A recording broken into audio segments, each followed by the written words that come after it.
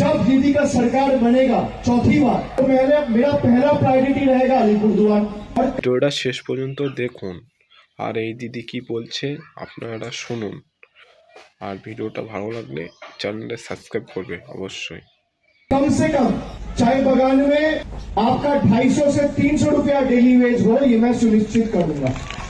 নমস্কার, আমি টুম্পাই। অভিষেক বন্দ্যোপাধ্যায়ের কথা আর কেউ বিশ্বাস করলে আলিপুরদুয়ারের মানুষ বিশ্বাস করবে না। এই 15 বছর ধরে আপনি আর আপনার পিসিমা কি করছিলেন? হ্যাঁ, এখন বলছেন চতুর্থবারের মতন যদি সরকারে আসি তারপরে আপনাদের মাত্র 50 টাকা হাজিরা বাড়াবে। এতদিনে চা বাগানের শ্রমিকদের কথা আপনার আর আপনার পিসিমার মাথায় আসেনি, তাই না? আলিপুরদুয়ারকে জেতার পর ফার্স্ট প্রায়োরিটিতে রাখা হবে। এতদিন আলিপুরদুয়ারের কথা আপনার মনে পড়েনি, তাই না?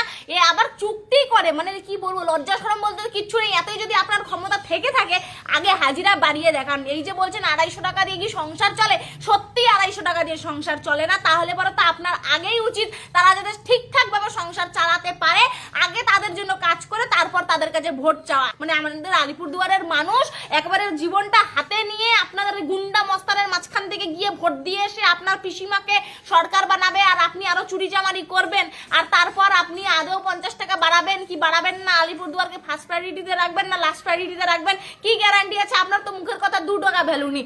আপনি এখনই ডায়লগ মারেন, পরে যখন ওই কাজ আর করতে পারেন না, কেউ প্রশ্ন করলে তাকে আরো উল্টা রিটার্ন প্রশ্ন করেন। উত্তর দেওয়ার ক্ষমতাটুকু আপনার মধ্যে নেই। কাজেই আর যাই হোক না কেন আলিপুরদুয়ারের মানুষ অন্ততপক্ষে আপনার মতন চোরকে বিশ্বাস করে না।